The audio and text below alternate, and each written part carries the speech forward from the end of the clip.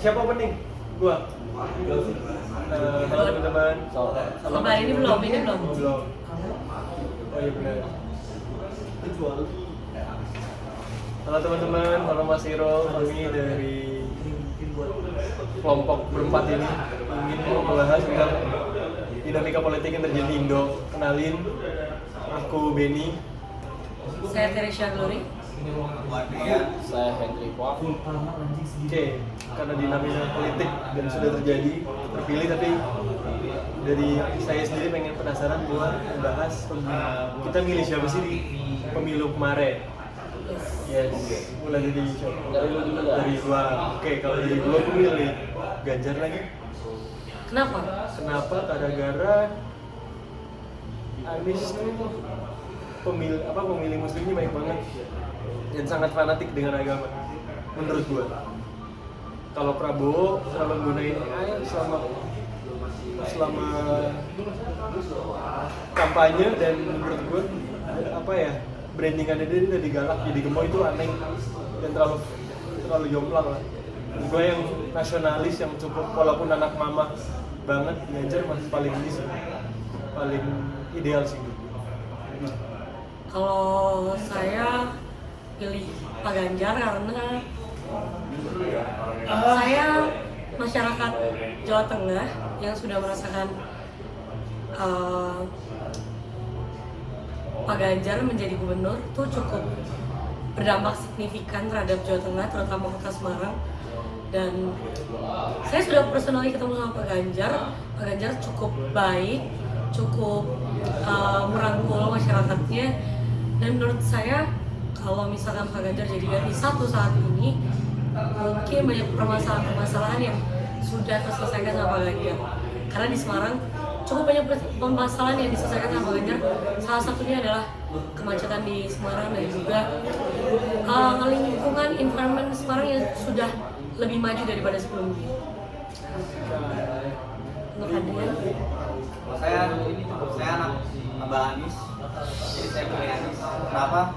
Karena menurut saya dua paslonnya itu tidak realistis, karena dua program itu main kata gratis, Ganjar internet gratis, Prabowo makan gratis, dan ujung-ujungnya kita juga tahu itu semua pakai APBN, anggaran negara, dari uang pajak yang kita bayar. Jadi menurut saya kata gratis dalam program itu tidak relevan.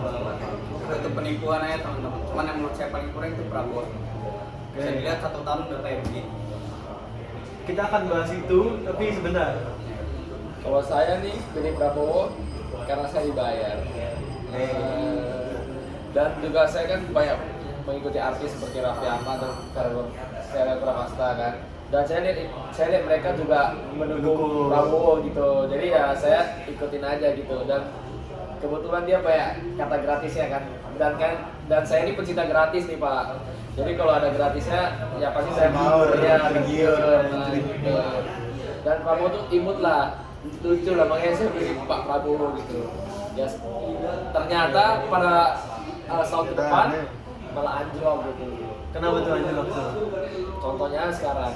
Contohnya gimana? Rupiah. Kalau ngikutin? Ya, rupiahnya melemah. Banyak lah. Oke. terus kita ini kan anak-anak muda ya, anak muda kayaknya main sosmed lah, nggak mungkin kita nggak main Pasti. sosmed. Kita pengen bahas nih, apa sih isu-isu yang kita tuh tahu dari sosial media. Kalau saya personally itu bukan orang yang terlalu ngikutin politik, tapi adalah tahu-tahu dari sosial media, terutama dari TikTok, Instagram, banyak akun-akun yang membahas permasalahan-permasalahan pemerintahan kita nih. Kalau dari Thomas sendiri, Thomas tahu apa sih dari sosial media? Oke, sebenarnya kalau dari kebijakan Prabowo pemerintahan tuh banyak ya, Danantara terutama pengganti BUMN, bukan pengganti sih, jadi dananya dikelola Danantara. Terus MBG, terutama MBG pun diputer-puter ya. Ya, Moy, Bahlil Ganteng, bahkan untuk itunya pun dalam rangka pengen memutar memutar si MBG-nya itu sendiri, kan banyak kendala ya, ada yang keracunan, lele mentah. Ya memang pemerataannya nggak ada sih kalau dari saya sendiri. Kalau dari Henry sama Adrian ikutin apa aja? Kalau MBG setuju nggak sih sebenarnya ada? Wah, saya sih kontra banget nih sama MBG. Kenapa tuh? Sejujurnya. dijelasin dulu. Boleh. Sebenarnya saya kontra sama MBG itu bukan gara-gara nggak bagian MBG nih. Menurut saya nggak realistis aja main MBG itu anggarannya tahu nggak teman-teman berapa? Triliun kan? 300 triliun. Sehari itu MBG makan anggaran ya Satu sampai T. 1,2 triliun. Itu lebih gede dari uang Piala Dunia teman-teman. Sehari MBG. Dan dikorupsi pula. Dan dikorupsi pula teman-teman. Bayangin uang segitu 80% dari APBN Indonesia semua buat makan bergizi gratis, yang program itu nggak realistis teman-teman. Dikelolanya apa yang serangga? Dikelolanya sama orang-orang selatan teman-teman. Nah, Pejabat-pejabat.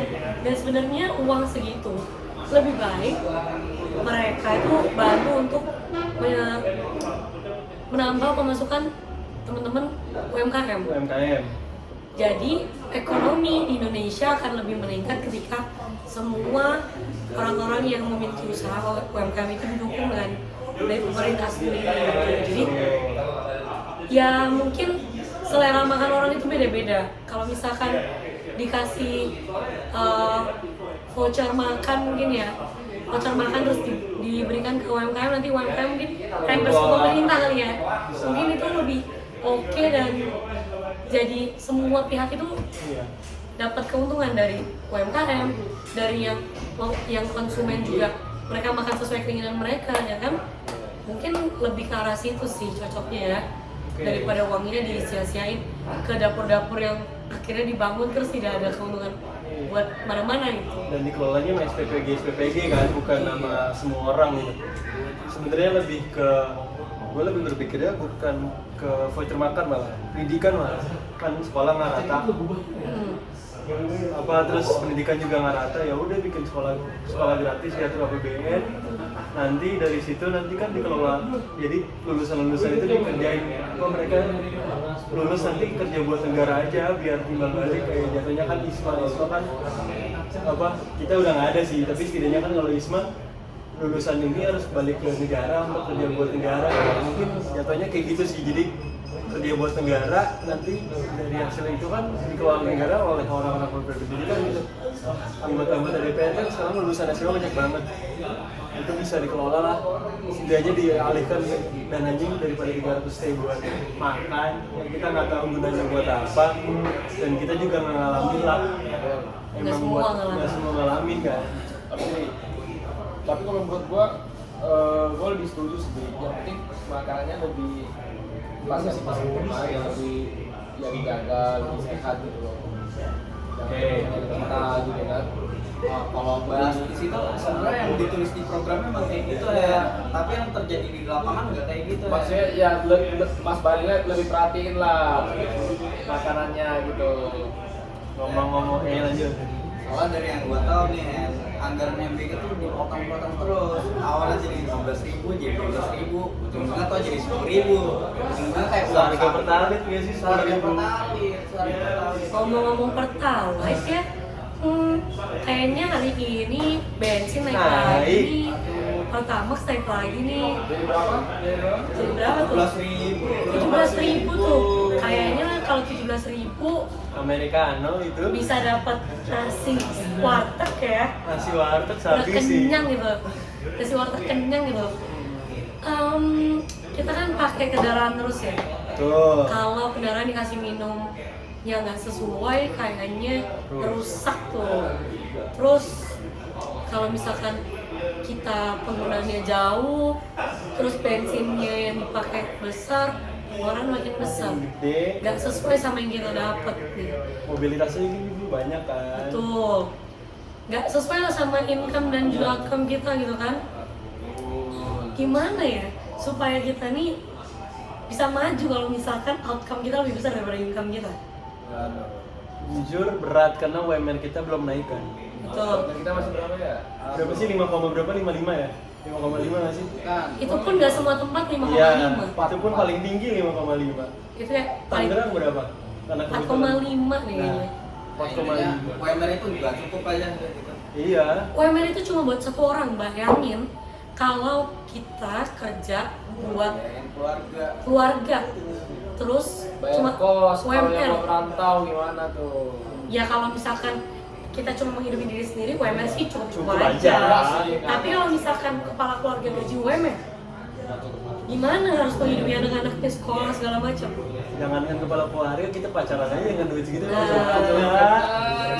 Pacaran. Pacaran aja nggak cukup, gimana keluarga? Buat sendiri aja nggak cukup, apalagi buat pacar gitu.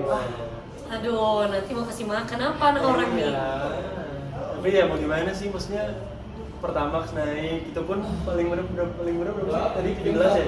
Rata nggak sih? 17 ya? Beda bro. Berapa 16, kira-kira? 14 paling murah. 16.900 Pertamax. Oke. Itu pun Pertamina paling murah. Paling murah. BP berapa? BP Lebih kan mahal. belum naik. Belum naik ya? Pasti lebih mahal. Itu ngomong BP ya. Di sekitar kita kan banyak BP sama Shell ya. Betul. Kasihan loh, Shell itu udah punya tempat, udah punya lahan, tapi malah dibatasin penjualan mereka. Jualannya. Kita sampai nggak bisa beli dari mereka. Bayangin kalau kita kehabisan bensin, terus cuma ada mereka. Gimana coba? Dan kalau nggak beli bensin, masa mereka jual kopi? Mereka jual jajanan loh, Itu Shell. dia. Sekarang Shell Demi jual gara-gara nggak ada bensin. jual jajanan sama isi nitrogen doang, bayangin ya. Saking dibatasin sama pemerintah, karena kita disuruh beli sama Pertamax sama Pertamina. Pertamina. Udah gitu dikorupsi lagi kan kemarin. Nah, sempet oplos lagi. Plus. Duh, itu oplosnya sih parah banget sih. Jujur terus kayak gue juga ngerasa padahal kalau melihat kasusnya Pertamina kan itu nguntungin negara kan. Iya. Sekarang bahkan pemerintah bisa tanpa tender. Dengar belum? Iya, jadi kan kalau misalkan kasus Riza Khalid misalkan, itu kan dia nyediain nyewa tender supaya pemerintah bisa nyewa lewat dia dan dia di penjara akhirnya. Sekarang pemerintah bisa beli Pertamina tanpa tender dan itu sebenarnya nguntungin negara dan menurut gue malah jadi repot merugiin orang lain karena kan jadinya dikelola sentralisme kan dari pemerintah. Sama negara dong. Pemerintah APBN makin gede tapi kita nggak terima manfaatnya. Itu kan jadi dinamika negara yang menurut gua nggak adil sih. Apalagi kan jabatan Polri bisa buat sipil. Iya lagi. Dia si Abri kan dulu kejadian. Rupiah berapa sekarang? Aduh, Rupiah berapa sekarang? bro? Aduh. Satu gila. Seharga ini ya, seharga Pertamax ya. Lebih gila. Berapa sih 18 ya? Belum 20 kan? 18.100. 1800. Coba kita cek. lihat. Ya. Rupiah US, belum rupiah euro, belum rupiah pound sterling itu lebih tinggi lagi. Posternya udah mau 20 ya? Ah, udah. Pound sterling udah harusnya. 24.000. Jujur aja. Jadi menurut ya dinamika politik jelek lah. Apalagi sekarang. Oh, udah turun sedikit sih. 17. 17.934. Turun berapa? 100. 164. Itu ya kasihan sih, kita kalau mau keluar tuh jadi kayak orang Mikir-mikir lagi. miskin banget gitu. Bener frugal nggak sih? Banget. Justru banyak orang Singapura, Malaysia yang sekarang yang ke Indonesia. Iya, karena uang mereka jadi gede Mereka di jadi sini. gede, ya. Banget. Yang di sini jadi murah. Dan kalau kita kesana kan diskon berapa persen? 10% 10% kan? Masa kita dikasihanin dong. Jelek. 10% loh. Kita negara gede masa dikasihani sih? Itu kenapa sih? Kok kita lemah banget? Apa? Kenapa sih kita kok rupiah jadi lemah banget? Nah, itu kan kebijakan pemerintah. Pemerintah. Oke. Pemerintahnya ya dengan program-program kayak gini loh, MBG nggak bener, rupiah melemah, investor nggak mau masuk buat IKN juga kejelasannya apa? Nggak ada kan? Mangkrak ya? Mangkrak. Bus, utangnya banyak. Padahal waktu itu dibangga-banggain kita mau Jakarta ini mau dipindahin ke IKN ya ibu kotanya. Ribet ya. Pindahin pemerintahan tuh bukan suatu hal yang gampang loh. Bener, apalagi pemerintah pusat gedenya segede-gede. Tapi aku mau nanya nih Ben. Boleh. Red satu-satu dari kalian. Kan salah satu janji dari Gibran wakil dari paslon 02 itu mau menciptakan 19 juta lapangan kerja nih, teman-teman tahu nggak sih 19 juta lapangan kerja? Tapi kan programnya gitu nih, menyiptain lapangan kerja, tapi dengan menyiptain lapangan kerja itu malah banyak yang ditutup. Misalnya MBG banyak UMKM yang buka, Shell sektor swasta bensin, ya kan orang-orang diesel juga kerja, ujung-ujungnya jadi gak kerja dong gara-gara Pertamina doang. Dan diganti sama Udah nggak AI kan. sesuai. Diganti sama AI lagi. Kebijakan nggak sesuai, yang pas debat itu gimana teman-teman? Ya kan namanya juga gaji ya. Janji ya sebenarnya. Kampanye. Emang kan biasanya manis di awal, pahit di akhir kayak pengindaran. Kayak laki-laki kan gitu ya. Oh gitu sih, kok Ngakui bawa nih. laki-laki sih? Laki-laki mengakui Kan nih. Gibran laki-laki kan? Iya. Gitu ya. Kan dipegang omongannya kan. Sekarang belum bisa nih kita pegang omongannya kan. Iya sih, benar ya. Apalagi anak Gibran jadi wakil gara-gara apa? Nepotisme ya. Nepotisme, Nepo baby nih. Nepo baby, terus juga kan gara-gara aturan undang-undangnya diganti kan umurnya. Jadi menurut kalian setuju nggak kalau misalkan presiden yang sudah dianggap berhasil, terus karena tidak bisa lanjut periode ketiga, menurunkan anaknya nih untuk jadi presiden wakil presiden masuk ke pemerintahan, setuju nggak? Terus kayak gini, gue juga. Janggal itu mau bikin dinasti tuh kayak gitu biasanya. Iya. Jujur itu merusak sih, karena harusnya kan pilihan rakyat ya. Walaupun memang endingnya sih menang karena voting, karena pemilu, tapi kayaknya banyak orang yang tidak berpikir Ya secara luas. secara luas gitu. Mereka mikir, oh bapaknya berhasil, mungkin anaknya juga bisa nurunin nih keberhasilannya, tapi ternyata Beda orang, beda acara lah harusnya. Ya itu sih yang mungkin jadi apa ya, jadi kritik kita lah dinamika politik di Indonesia lah kurang lebih gambaran seperti apa. Dan kita banyak banget kenapa kita kritik, karena kita sayang lah sama Indo. Kita lahir di sini, kita gede di sini, masa kita nggak bisa buat bahagiain Indo gitu loh. Ya, Kita juga bakal nyari kerja di sini lah. betul. Kita pengen kaya di Indo. Pengen nyaman lah di Indo. Pengen nyaman lah di Indo, Terus bener. sekarang di Indo hidup lagi apa? Nyamannya karena apa? Nyamannya karena apa? Susah mau kaya. Iya kan, itu loh. Yang orang kaya makin kaya, yang miskin makin miskin. Warga-warga Kesenjangan sosialnya makin tinggi lah, ekonominya makin tinggi lah. Itu sih yang membuat kita kayak kenapa tertarik juga sama topik ini lah. Dinamika politiknya makin janggal, makin aneh.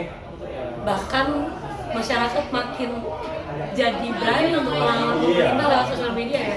Kayak contohnya banyak orang-orang yang gak suka sama Pak Bahlil, terus dibikin lah meme tentang Pak Bahlil, video Pak Bahlil joget-joget, dibikin lagu MBG, Mas Bahlil ganteng.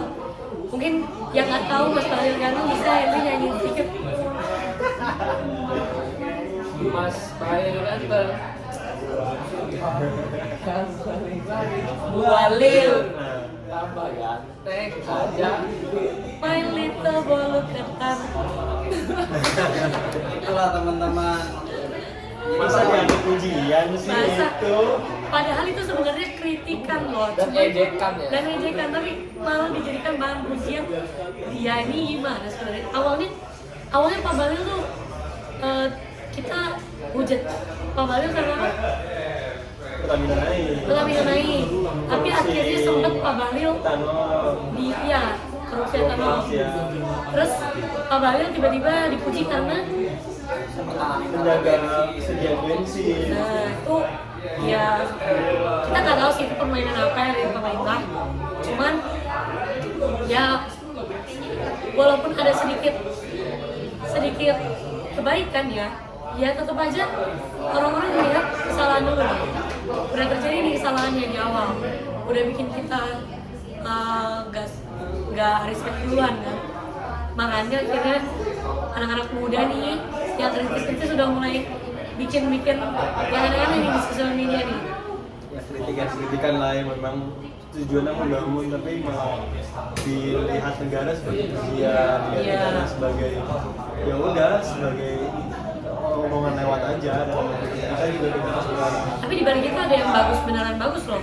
Ada Pak Purbaya. Ya. Pak Purbaya tuh di sosial media aktif, mendengarkan masyarakatnya, terus juga bisa menggait masyarakat muda nih dari sosial media dengan konten-konten dia.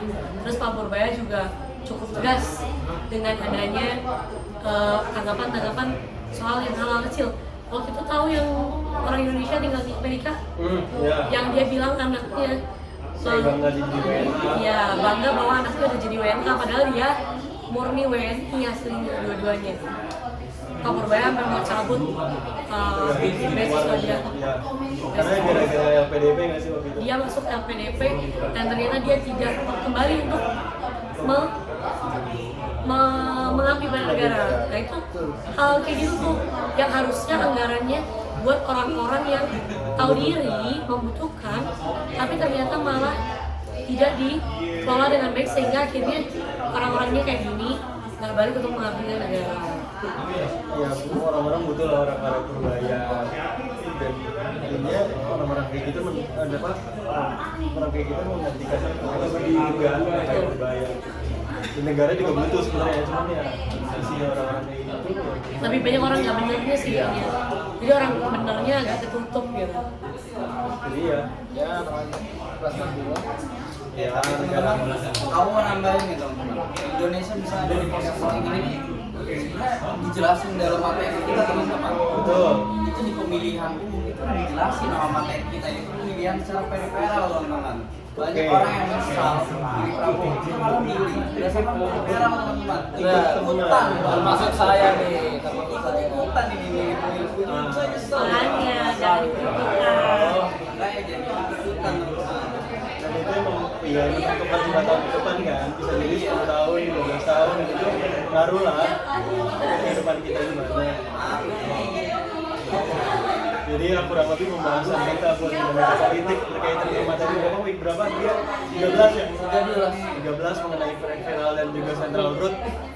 Kurang lebih demikian. Terima kasih telah menonton dan sampai jumpa. Dadah.